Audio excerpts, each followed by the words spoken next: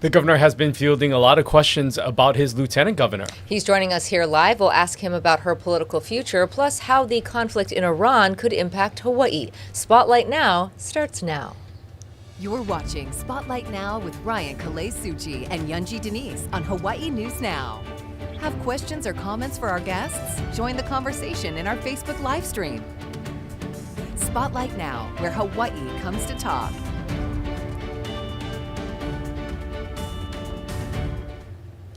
Well, aloha, and thanks for tuning in here on this Tuesday here to Spotlight Now on Hawaii News Now. We are going to get to the governor in just a few moments. We always like to lead off our conversation and shows with an invitation to you, the viewing audience, to engage in this conversation with the governor. You can head over to our Facebook page and enter your question and comments there, or you can email us here to spotlightnow@hawaiinewsnow.com. We'll continue to check it throughout the show. And dozens of you already responding on Instagram today. A lot of questions about Lieutenant Governor Sylvia Luke. So let's welcome in our guest today for the full hour.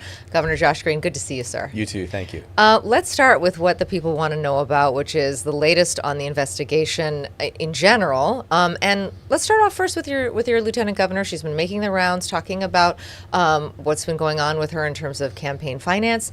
Curious to know what your working relationship is like at this moment. I care about the Lieutenant Governor. This is a very unique situation. This investigation has to be totally independent, so I'm walled off from it. As people have learned, the Attorney General has this division in her office, which keeps it completely, solidly independent. That means that no one can influence it. Obviously, Lieutenant Governor, the Attorney General, my cabinet, everyone works together, but they have to be serious about this because the public trust is on the line. I can't even tell you when or if the Lieutenant Governor met with the Attorney General to have a chat about the concerns. That's all, like I said, kept from me. Believe it or not, I would love to know. But I have decided I'm not going to say anything negative about anybody. I'm going to stay positive about things. I think we have to let this play out. I will tell you this, though. I have humbly asked our Department of the Attorney General to make sure that they move through this process fairly quickly because restoring the public trust is critical. This is also an election year, which means the people deserve to really have clarity, for good or bad, on whatever has happened.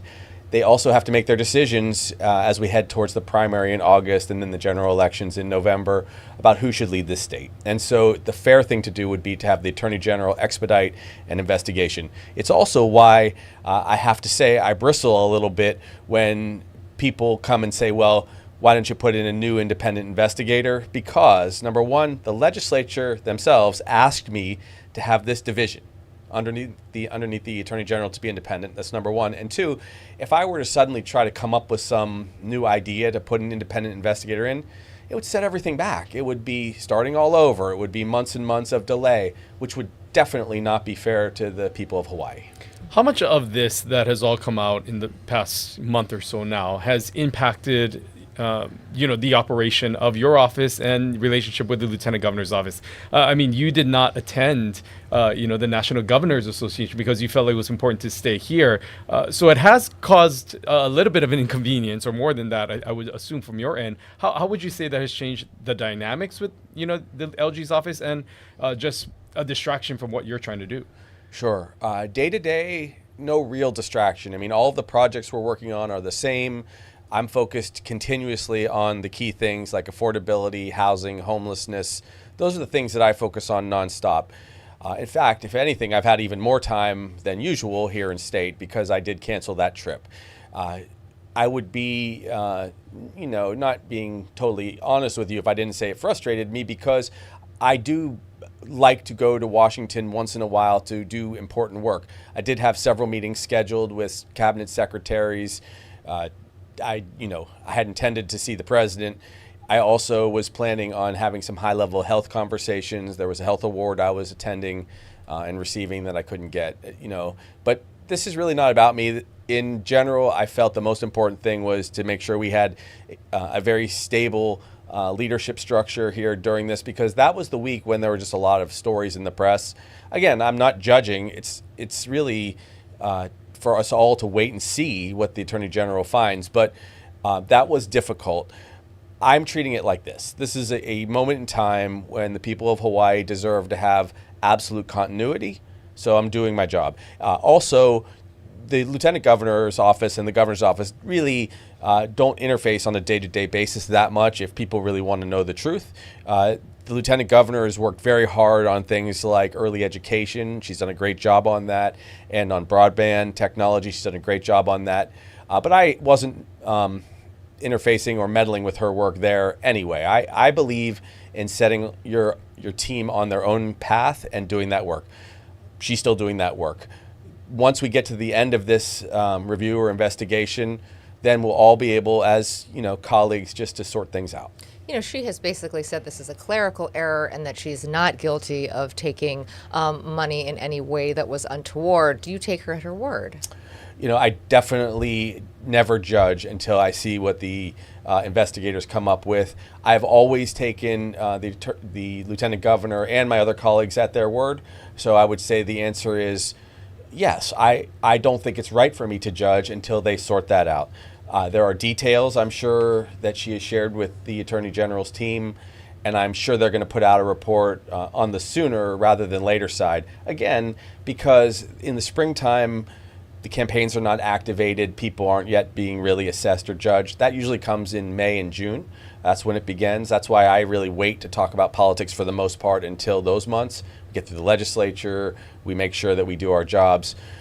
It's difficult because there's so much speculation out there, and I'm actually very much like every other citizen in this case. I really have not pried. I haven't spoken one time to the lieutenant governor or the attorney general about the specifics of what they're discussing. I just don't think it would be right for me to influence them in any way. So I'm waiting, like you, to see how this plays out. I wouldn't even speculate what the impact is of it simply being clerical errors. We all go through difficult times. That may be the case here, that this has been a difficult time and we get through it. I want to bring in one of the questions that were submitted to us. So again, thank you for those of you who are tuning in and emailing or putting your comments there. We have a question from Courtney who asks, do you worry about the investigation into the lieutenant governor and that it might tarnish your credibility? I don't at all. I am aware that people sometimes conflate the roles of lieutenant governor and governor. I've always tried to be just myself, very open about things. I'm not involved in any of these, concerns, that's for sure. Also, I'm not sure if people are aware of this, and I'm not trying to make a big deal out of it, but the lieutenant governor back in 2018, when I was elected lieutenant governor, I was elected totally separately from David Ige. I don't honestly think I would have been his choice if it was just one of those, you choose your lieutenant governor. Not being mean to David, but I don't think I was his favorite puppy, all right? And now in 2022, again, lieutenant governor was elected in a field of 4 or 5 people, and I was elected or got the nomination from a field of 3, and then, yes, you run on a ticket together afterwards. The interesting thing about this circumstance is Sylvia is going to go through this process with the Attorney General's office. A determination will be made, and then the voters will have a chance to decide on August 8th who they think the running mate should be to match the governor elected or the chosen governor candidate. I hope that will be me. I don't know of anyone who is running against me in the primary, but that way there is this moment in time to validate and either renominate Sylvia Luke or pick somebody else. So that's the way it actually works. As to how it affects me in a different way. I hurt when people are in conflict. I don't love that, no matter who they are. I feel badly when people don't have the ability to trust government or they don't believe that we're doing the right thing. That hurts me kind of internally because I really want us to move to a more positive place. It's why I often have problems with the federal government because there's a lot of trust issues there. So I would love us to resolve this cleanly and then move on however we can. I find it hard to believe, just knowing you, as a person, that you haven't talked to her directly on this. Just because it seems, I know you have to be very careful Yes. legally, but she went out and made her case to all of the various media outlets individually. Yes. Certainly, she would make the case to you. Normally that would be the case because I really do like to hear from everybody, and I'm chatty and I'm texting people, but in this case, I really decided to be utterly careful because I didn't want to ever be perceived as influencing what she would say I didn't even want to know the details because I just really, per what Ryan's question was before, and from that caller, I just don't want to be tied up in this thing. I want her to go through the process, to sort it out whichever way with the Attorney General, and then people get full trust that the governor did not influence anything. So honest to goodness, no conversations. Now I will meet with her again soon just to talk about work, and there will come a time again when I have to resume a more normal schedule of travel. I want to make sure we sort through that. What my personal hope is, and I'm going to be just very blunt with you, I'm hoping that this whole thing gets wrapped up in the next few weeks, because I can have a quiet spring. That's totally okay. I will tell you that there are a few projects I really need to be focused on that aren't just in Hawaii. I want to take a look at what goes on in California and what they've done with their recovery at Palisades. I absorbed not going to D.C. when that trip was necessary. The national governors were very nice. They did tell me that they miss me. I kind of am the glue for those guys because I tease them and I break down some of the animosity between Democrats and Republicans. They put me on their executive board for that reason, I think. So that one I feel badly I missed. So I will definitely get to the next meetings that I can with them. But this thing's going to get sorted, and then the people are going to get to make their decision about who should win the nomination for lieutenant governor, whether or not they want me on the ballot again, and then we go forward. I want to bring that up because there have been some political rumblings after all of this came out that there may be other candidates that are now vying this and looking at this position as something that may be an opportunity, and noting that the lieutenant governor might have a weakness here and that this could turn into an actual campaign and a challenge that would come up from the Democratic Party. There have been rumblings that Kauai County Mayor Derek Kawakami could enter the race.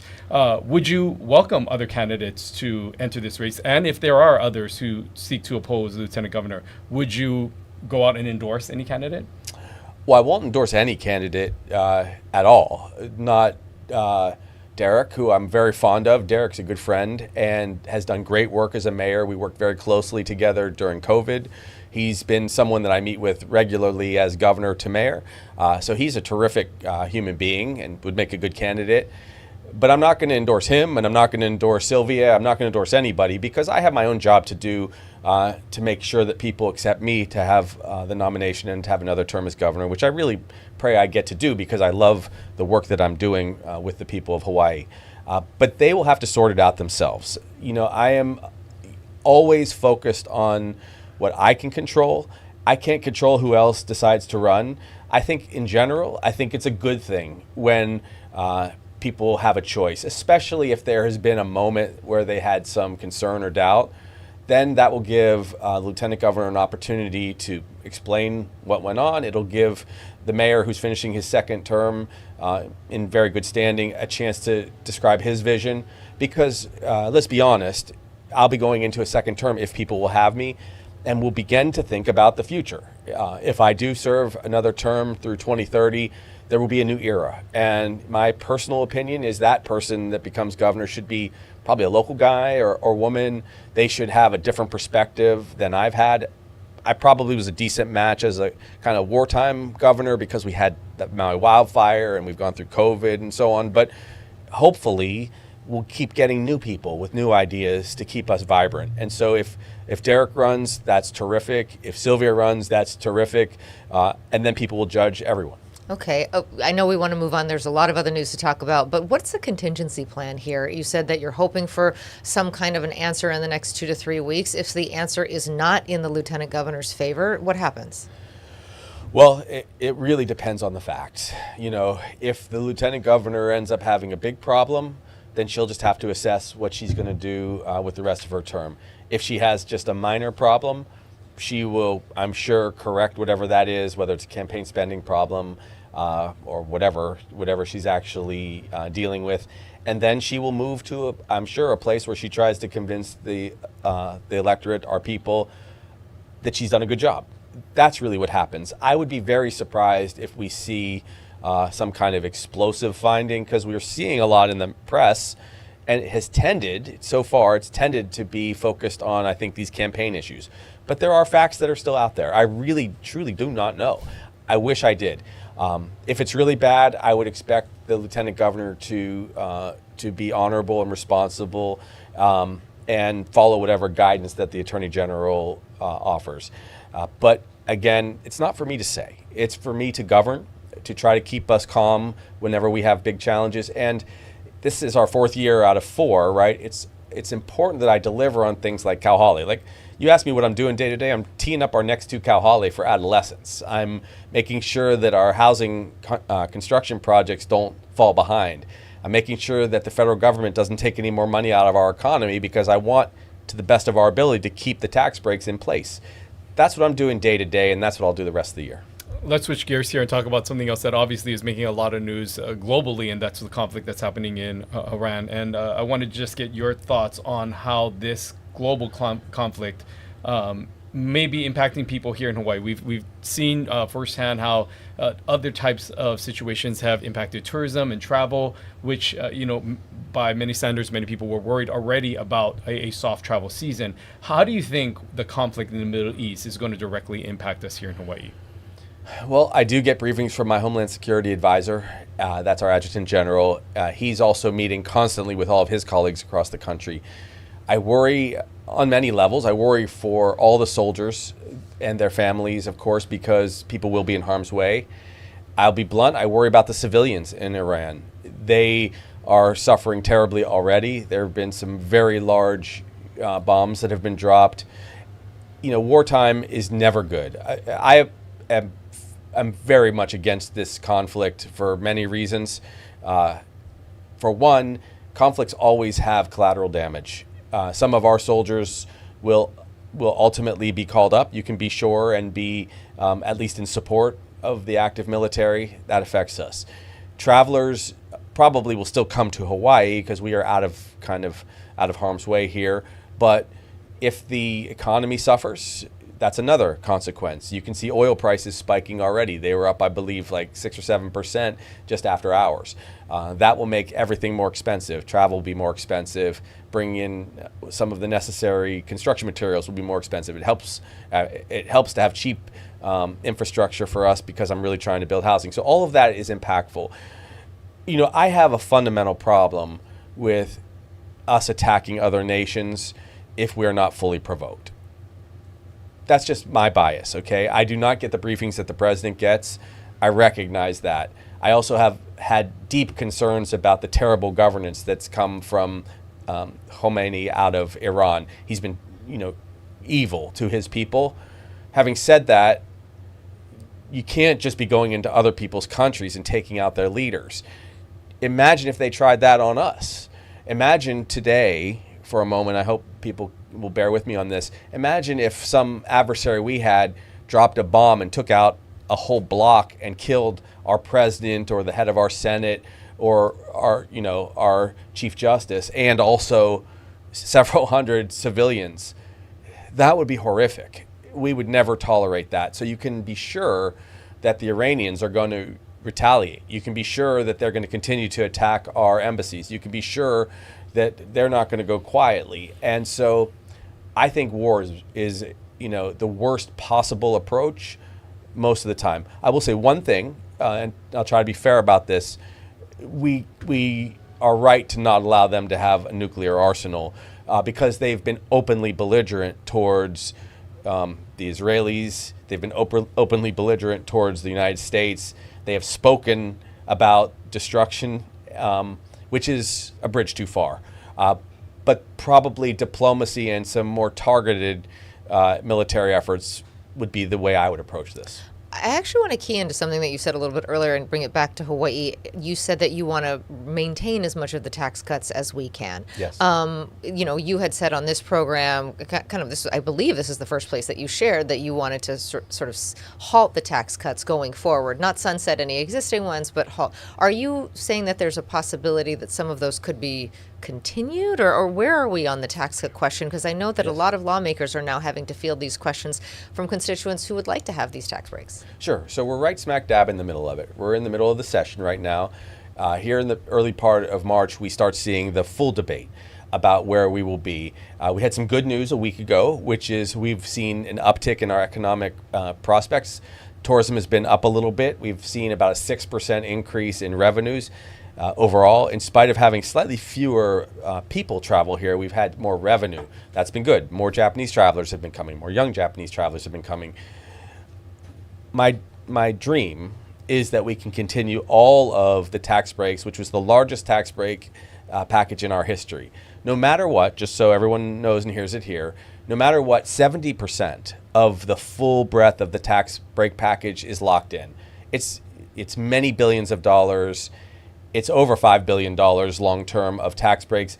And we're not going to see people's taxes go up. Basically, they started here, they came down, down, down.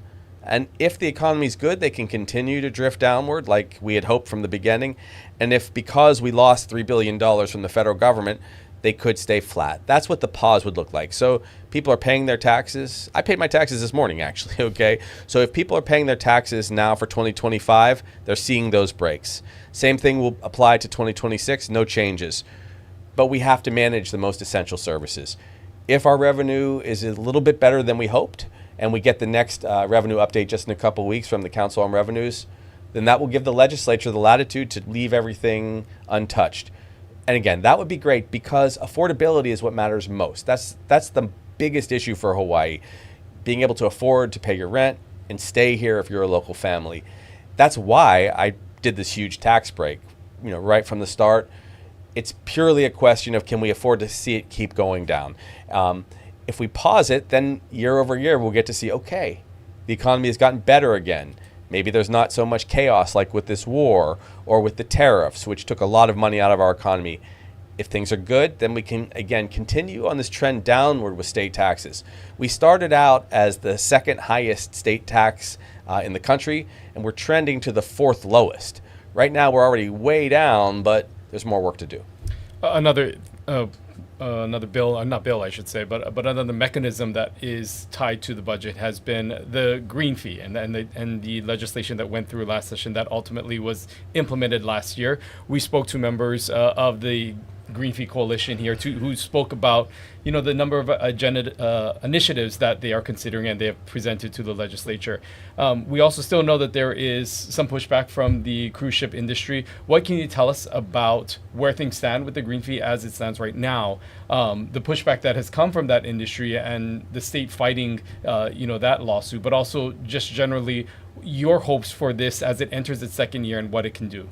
Sure. So we just started it, as we passed it last year, and so this is the second year, but it's the first year we're seeing money, right? We started getting money on January 1. This was pretty groundbreaking because no one else has done it in the United States.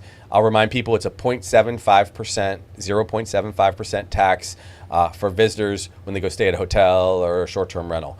That money goes towards climate impact work, preserving our beaches, doing fire breaks, and so on. We had $126 million of proposed projects that came from this really awesome vetted process with the committee. We sent that in full transparency, like I promised, to the legislature, and now they're vetting it. Because at the end of the day, it is the legislature's responsibility to appropriate. It's my job to administer these programs. They will kind of put their finishing touches on it. I would love it to stay fully intact, and the reason for that is the committee, which spent all these months on the vetting of the projects, really tried to make them all complementary, so that we did some beach restoration and park restoration, and we did some fire protection, and we did some work to keep people's insurance costs down. It was well thought out. They may tweak it some, and then if they do, I will accept whatever outcome there is out of respect for the legislature. A couple other things. The cruise ships squawked a lot about this. I think that it's absolutely clear that there's impact from cruise ship visitors. I love that industry, but they have to pay their share. It's important. There is some discussion going back and forth about whether to tweak that and just have a more simple formula where they just pay a per person fee per passenger. That might be easier. The reason that they are having challenges with this is a straight 0.75%, that's like less than 1%, tax on them, they felt didn't reflect what they do, because they wanted it to reflect the lodging, staying in the cabin. That's only a part of the fee when you go on a cruise. I haven't gone on a bunch of cruises, okay, but my understanding is, part of it's food, part of it is, entertainment, and part of it is the lodging. They had a difficult time breaking that out. There were proprietary pieces of information they didn't want to share, I guess, with their competitors. So they prefer some kind of flat fee. Look, I'm open to whatever as long as they pay their share and that these monies go towards actually protecting us against environmental change and climate change. We need to be there because we're seeing sea level rise, we're seeing erosion of the shorelines, we're seeing houses fall into the water in some cases. We have to support DLNR and all the work that they do to protect our land. Our land is our most sacred thing here. So this is going forward. We did have what's called, there was a special clause so you could separate things. If they did win in court, which I really doubt, the rest of it goes forward, which would be 2/3 of the money or more.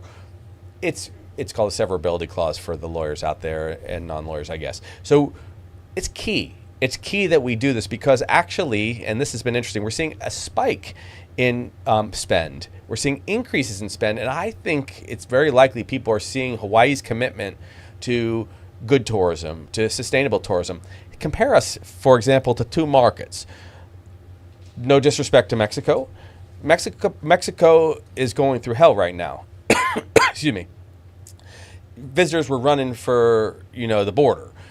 We are a safe place to visit right now, and people are coming here.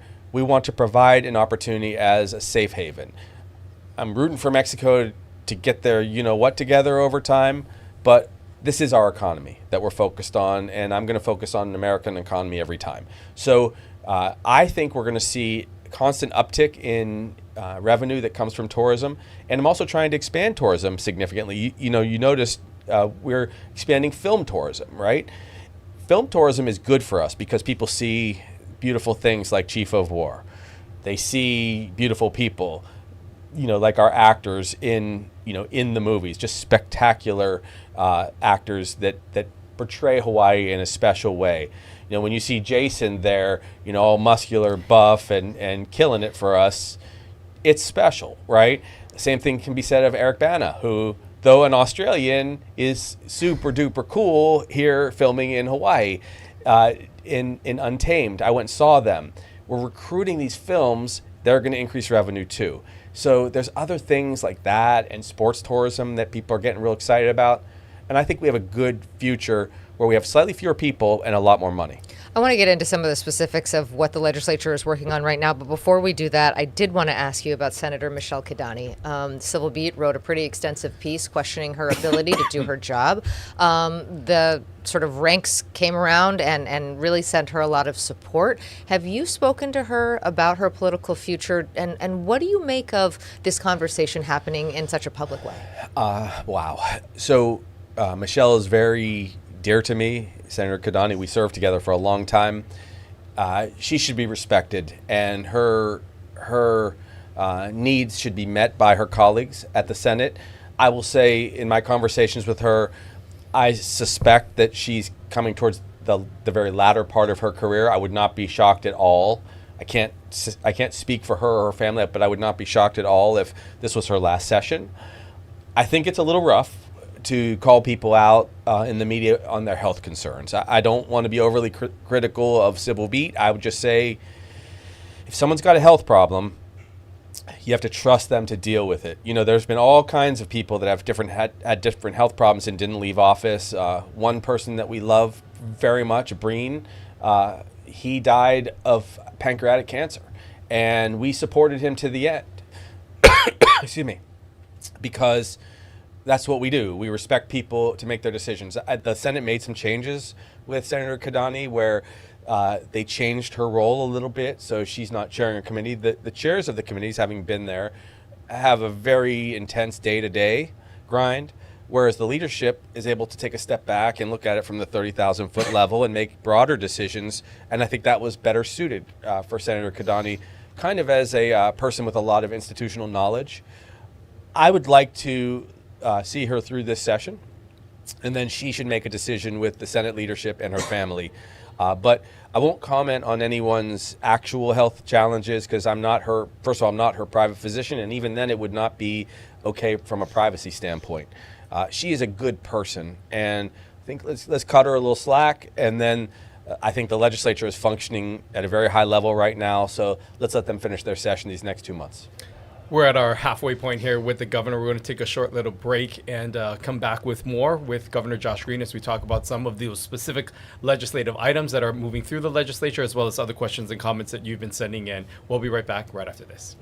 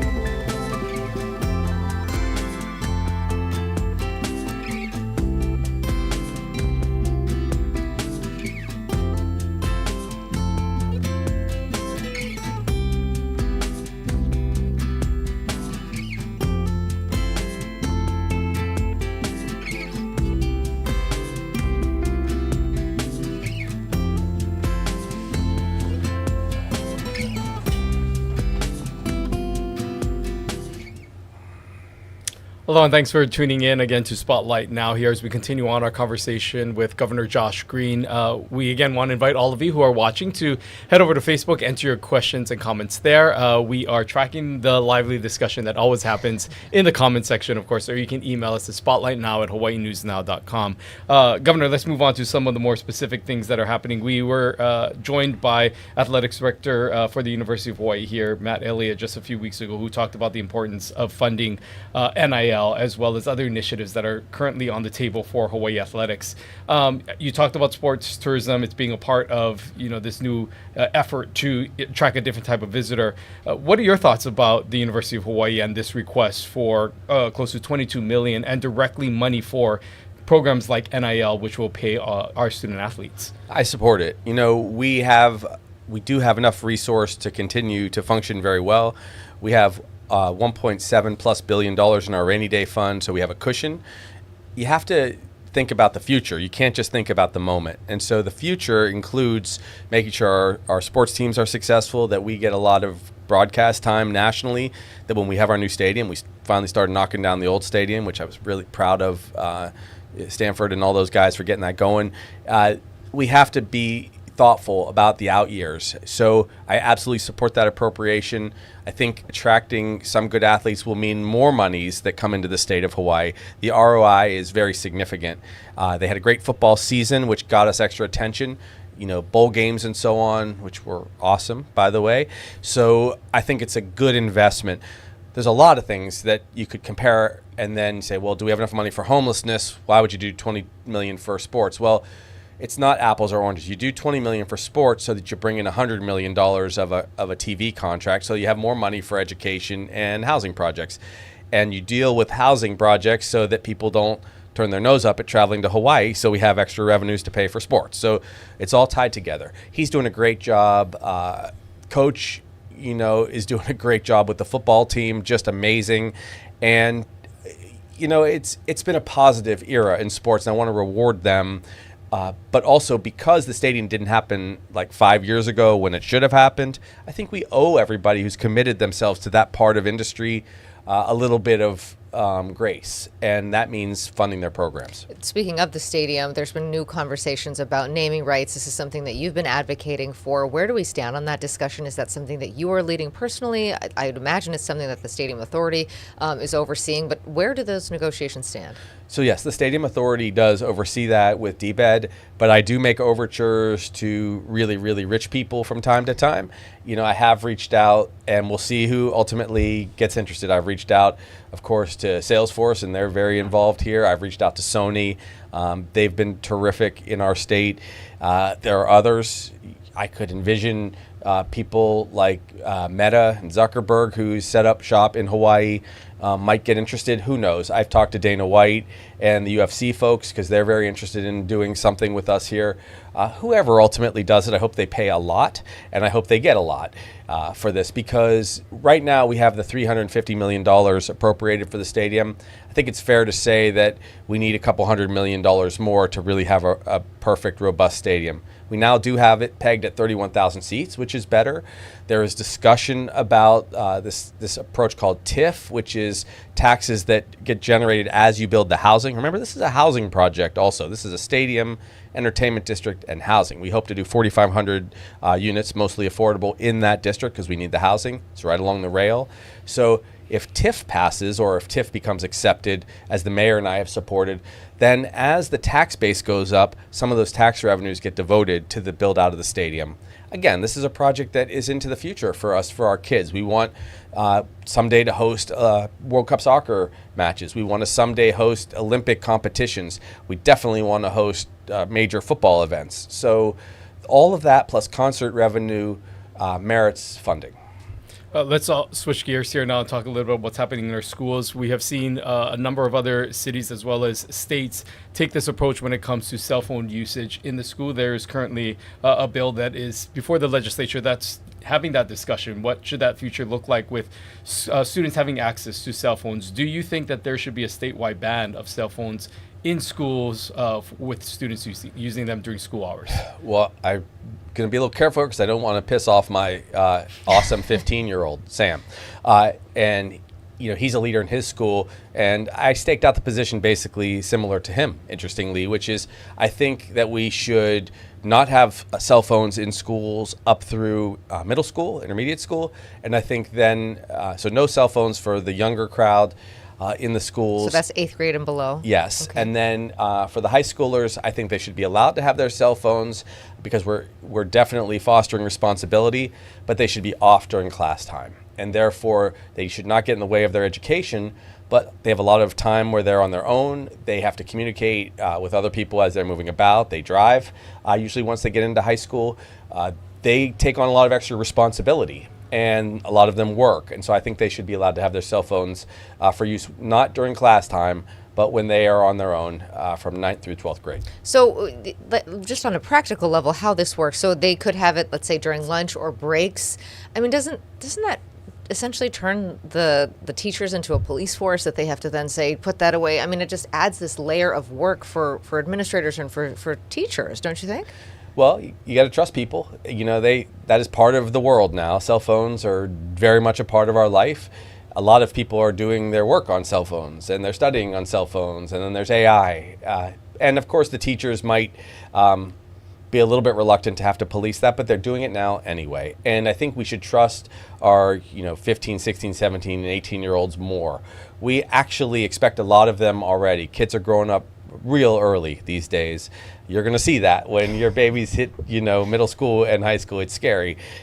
So I say trust those kids and set the right boundary. I think it is a little too harsh to not allow any cell phones when they might very well go off and work for 2 hours right after school. They might have to arrange for their travel. Our child, for instance, was sick one day and had to communicate with us, and I'm glad that he had his cell phone and he was very responsible with it. I err on the side of trusting kids at that age. Let's switch gears again to another topic, and that's homelessness.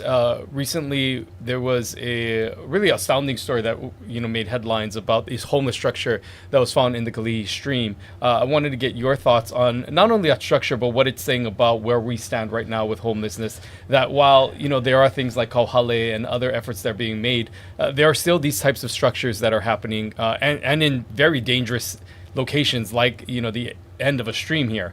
Your thoughts on what you saw from some of those images, if you had a chance to see that, and overall how this reflects where we stand right now with homelessness. Well, I didn't see that image personally. It's fascinating, so I'll check it out, right? I will say this.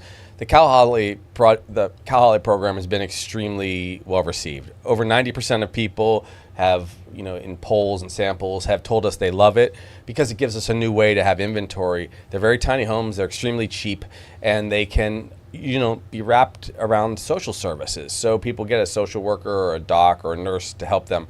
We already have over 938 units, tiny houses. We finished 25 Kauhale villages, and we're going to do 5 more by the end of this term. The more that we do in that way, the less we're going to see these other unusual, houses that get constructed, or sometimes people set up on a corner somewhere and it looks like a kind of a makeshift home, which is not really good. We've seen a lot of problems. We've seen fires, and we've seen people get injured when they do that. I'm a true believer that we see harm reduction when we have Kauhale. I will tell you this. It's not a perfect program, okay? And I'm sure that will be reflected once there's more discussion about it, whether it's from the auditor or the legislature. But it's one heck of a lot better than what we were doing, which was not taking care of people when they were chronically homeless, and we only had shelters for them. Now you have upwards of 1,000 people rotating through Kauhale, and they're getting off the street when they have severe mental illness. Some of the work that Dr. Miskovich has done with Dr. Ireland has been phenomenal. People with very serious health problems going into like the Ala respite space and getting hospital level care at much less cost than the hospital would cost taxpayers. All of this is real good. So I'd like to get to 30 Kauhale in the second term. If I have a second term, if people will have me, I would like to then expand them about 20%, take the lessons that we learn from audits and from the legislature. I've used emergency powers to keep the cost sane. It's so much less costly than people being on the street, going in and out of the hospital. People also were losing decades of life when they were on the street. They don't lose that life now. They actually have a safe place to be. We were seeing one person a day die on the street, over 300 people per year. That is very hard to accept in a civilized society. That's not happening anymore either, I understand. So there's just so many good things that are happening. So when there's a wacky situation like, essentially, a houseboat in a freaking stream, yeah, it's unusual. People are still trying to struggle through life, a lot of people. And when they've had addiction, when they've dealt with methamphetamine abuse, it causes a very severe physiologic change to the brain. And they do all sorts of things. I want those guys to get better, and I want them in a stable situation like Kauhale. I want to ask you, this is asking you sort of as a dad and as a doctor and as a governor about Hawaii considering now a ban on petroleum-based synthetic food dyes statewide beginning in 2027, which is pretty soon. California's taken the step in schools. Hawaii's ban would actually go much further. This is products, cereals, candies, Skittles, M&Ms, things like that. What are your thoughts about this, especially when Hawaii is already dealing with such high food prices that there's a concern that this could increase food prices? On the other side, these are toxic chemicals in our food supply. So what are your thoughts on this one? Well, from a health standpoint, it's probably good, but I don't want to take all the joy out of people's life either. Okay, so well, we'd still have M&Ms. They just wouldn't have this stuff in it. We're gonna have some bland-looking M&Ms, and our Fruity Pebbles are gonna be jacked up. And I hate kashi, so we have those considerations. On the flip side, if there's anything that's actually affecting people's health, we should make that decision to move away from dyes. You know, it's interesting. I tangle occasionally with the health secretary, and rightfully so when he screwed up our vaccination programs and decreased trust in vaccinations. However, he's also done some very good work on nutrition, on natural foods, and food dyes may contribute to some of the compounding effects of like hits against our genome. We worry that there are multiple hits that affect people and then cause developmental disabilities, like heavy metals, like food supplements that are not natural, these dyes. I haven't seen any real clear evidence of the harm they do. I would rather, just so everyone knows, I'd rather see us focus on things, and I would agree with Secretary Kennedy on this, like getting rid of pesticides, you know, taking chlorpyrifos out totally of our discussion as far as its use on ag. I would rather focus on those things which are clearer to me. But if there's some evidence that shows food dye is hurting us, then I will sacrifice the green M&M. Sticking on that topic of health and your comments about the health secretary, there is a vacancy, I guess, if you will, or a new Surgeon General that will be being pushed forward by this administration, Dr. Casey Means, who in many regards is aligned with the health secretary on some of these more controversial topics. And I know, again, some of the things that you have pushed back against the health secretary on. What are your thoughts about this potential person taking over the Surgeon General role and leading health for the entire nation? Well, remember, I actually worked for HHS when I first came to Hawaii. I was a part of the National Health Corps. And so I was a public health officer and, you know, a doc in Ka'u. So I take this a little personally. I think it's madness to put in a Surgeon General who has not practiced medicine. My understanding is this nominee quit her residency after a year. She has all of those more fringe positions on vaccinations. She's basically a yes person to those positions, and they're not good for us. You know, you've seen a huge surge of measles in South Carolina and other states.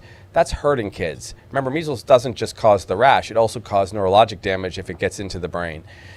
It's a big mistake to put someone in there that has that bias. The Surgeon General should be America's doctor. They should give sound advice that is consistent with what the needs are of the people. A vast majority of people support vaccinations, even though it's been eroded a little bit by Secretary Kennedy's rhetoric. She is not qualified, in my opinion.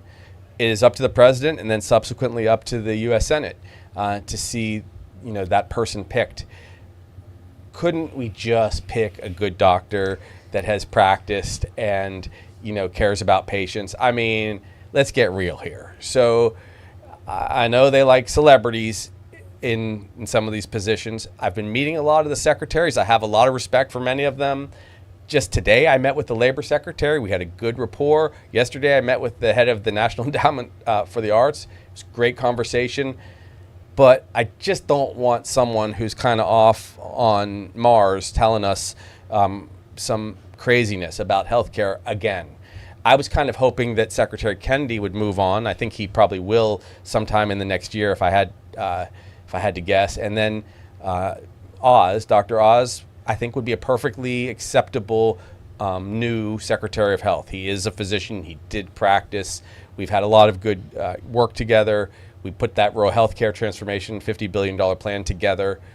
Maybe Kennedy should go and be an advisor on nutrition and pull-ups and weightlifting to the president. And maybe this person that's, you know, vying to be the Surgeon General should continue to write books and have lots of clickbait, but not advise us on health. I mean, the fact that you're endorsing Dr. Oz or advocating for that, to me, says we're really grading on a curve here. We are. The curve is an unusual curve, but Oz took to heart what I said about rural health care, and admittedly, he, you know, was kind of out there when he had his Oprah era, but we did work very closely on some of these issues, and he is a better suited person for HHS.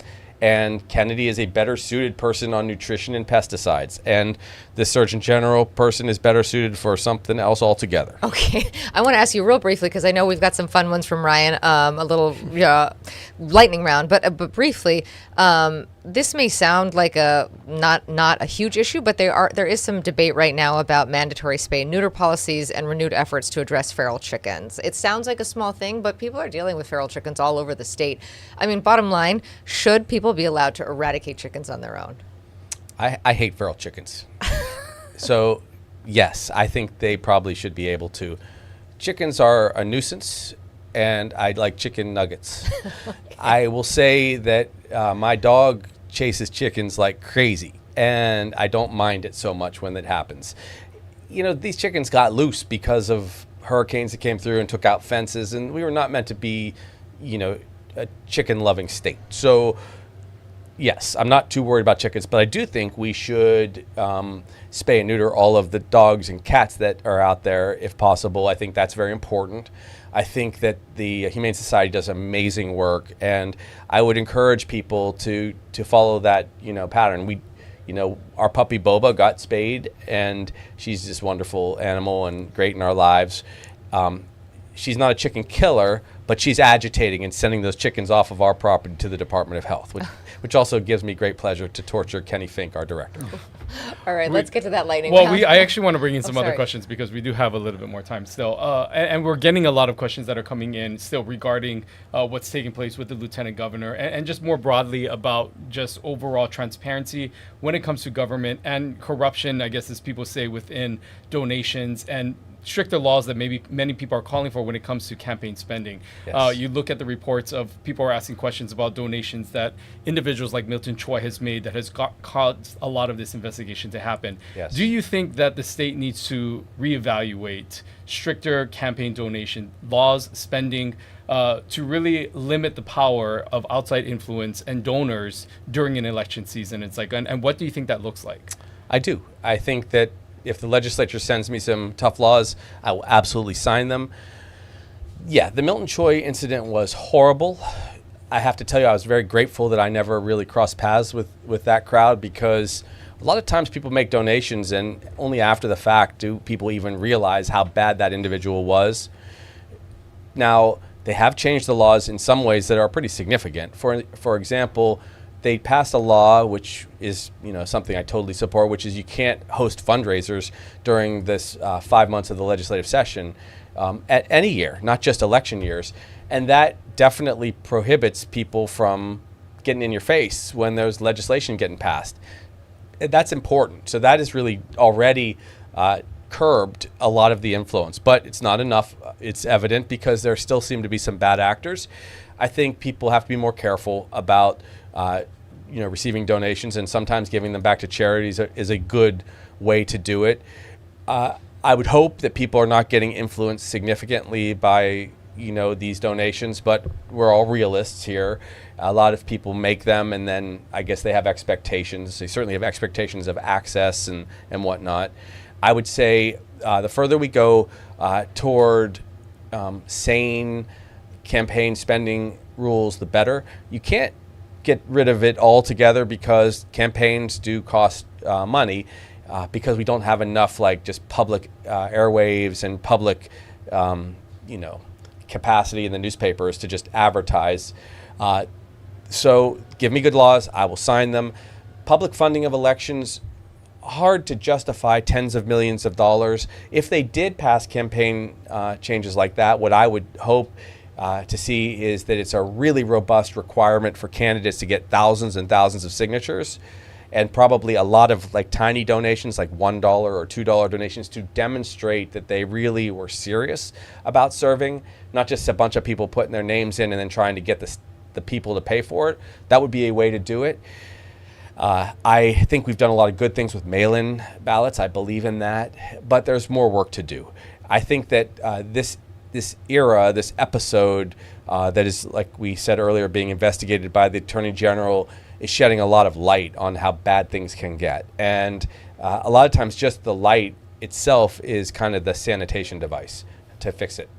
Well, we want to thank you for, of course, spending time with us. And all the, this is not the governor's first time on this program, obviously. He comes on pretty often, and we always try to end what we like to end with something lighter and fun when we can. And so we'd like to ask the governor a variety of lightning round questions to get to know him a little better. So we have a few here that we're going to pose to you, Governor. First one starting off is your favorite guilty pleasure. My guilty pleasure is probably playing, I guess maybe Diablo Eternal. That is, kind of a guilty pleasure. Occasionally I'll play for a few minutes. I love doing that. And I love lifting weights pre-dawn. That's another guilty pleasure. That doesn't seem like a guilty pleasure. It seems like a healthy thing. All right. Next thing. Who is the most famous person you'd want to meet again? I would love to meet, again, I would like to meet Magic Johnson again. He is one of my idols from my childhood. He's also an incredible leader in California, and the way he has handled a life with HIV/AIDS has inspired me. So I'd love to meet Magic again. Oh, my money was on the Pope. If someone were visiting Hawaii for the first time and you have to give them a recommendation of one destination to go to, what is that one place you're telling people to go to? One destination, maybe Kailua Beach. I think it's so beautiful. If it was just that one place, maybe Waiola Shave Ice though is also. I often tell people to go to Waiola Shave Ice, so they should have more than one choice. Probably. One final question: who's the most famous person you have in your phone? Most famous number? Oh, personal number. We're not asking for the number. Just you can give the number. I have a lot of very famous people in the phone now. I see his comms director in the corner sweating it up. Boy, I have, I'll just say this. I have some past presidents in my phone. They're quite famous. I do have Magic in the family in my phone. I don't have the Pope in my phone, if people are wondering. So, I have had some secretaries in my phone, and their phones got stolen and hacked, and then my numbers got hacked. So I'm a little more careful now. But it's probably a past president. Yeah, it's pretty famous there. Well, good to see you, sir. Thank you so much for spending the full hour with us. We really appreciate it. Thank you, guys. And thank you for watching. We'll be right back after this. From the moment you wake up. Hawaii News Now brings you the stories that impact your day. With more on the breaking news, we go live to Casey Lund. Ready with the push alert? I'm going live. We have an update to the breaking news we brought you this morning on Sunrise. Okay, guys, as soon as this wraps, toss to Mahia. And we've been covering this story all day. Now we go live to Mahia for a new development. Stand by for breaking news. They just captured the suspect. That's confirmed? Yes, sources just confirmed it. The news you need the moment it breaks. Here on Hawaii News Now. Spotlight Now with Yunji Denise and Ryan Kalei Suchi. Connecting you with newsmakers from throughout our islands. Going in depth with Hawaii's leaders. And taking your questions live. Spotlight Now, where Hawaii comes to talk.